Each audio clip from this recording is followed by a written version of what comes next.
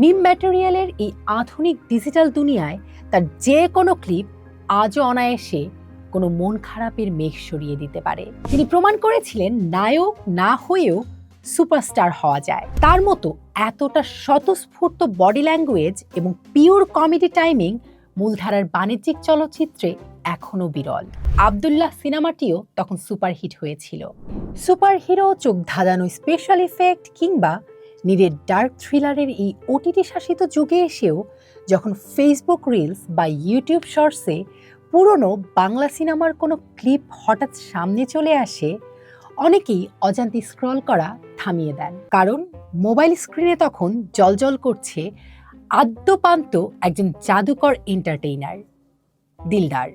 পাতলা গড়ন, ডায়লগ ডেলিভারির নিখুঁত টাইমিং, চোখে মুখে দুর্দান্ত অভিব্যক্তি, চমকে দেয়া শারীরিক ভঙ্গি আর অদ্ভুত সুন্দর হাসি দিয়ে তিনি আজও যে কোনো দর্শককে আটকে রাখার ক্ষমতা রাখেন।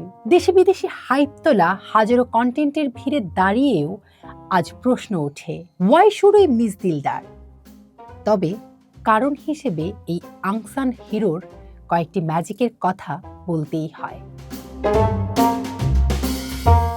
প্রথমত, তিনি ছিলেন স্রেফ একা 100।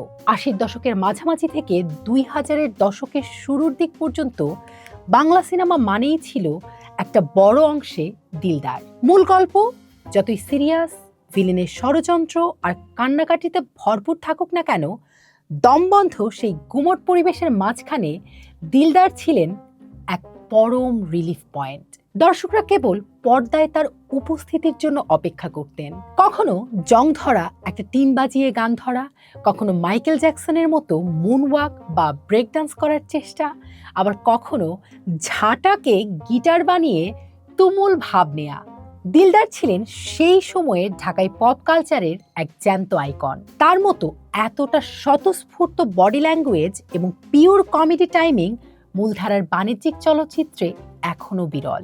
দ্বিতীয়ত, কেবল কৌতুক অভিনয় করে কিভাবে গোটা সিনেমার বক্স অফিসে রাজত্ব করা যায় তার সবচেয়ে বড় দৃষ্টান্ত দিলদার। তিনি প্রমাণ করেছিলেন নায়ক না হয়েও সুপারস্টার হওয়া যায়। এমনকি পর্দায় তার তুমুল ক্রেজকে কেন্দ্র করে নির্মিত আব্দুল্লাহ সিনেমাটিও তখন সুপারহিট হয়েছিল। তার এই স্টারডম এখনকার যে কোনো চরিত্রের জন্য রূপকথার মতো।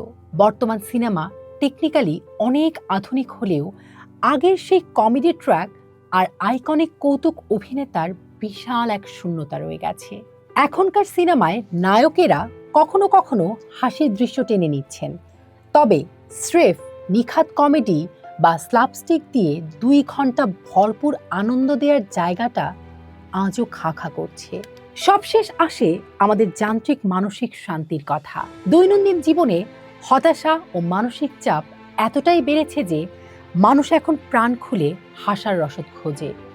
দিলদার ছিলেন সেই বিনোদনের সবচেয়ে খাঁটি ও নিরাপদ নাম, যাকে দেখতে দেখতে আমাদের মনে কোনো চাপ লাগতো না, বরং ক্লান্তি মুছে যেত নিমিষেই। মিম ম্যাটেরিয়ালের এই আধুনিক ডিজিটাল দুনিয়ায় তার যে কোনো ক্লিপ আজও অনায়াসে কোনো মন খারাপের মেঘ সরিয়ে দিতে পারে। সুতরাং আমরা দিলদারকে মিস করি, কারণ শূন্যস্থান আজও পূরণ হয়নি।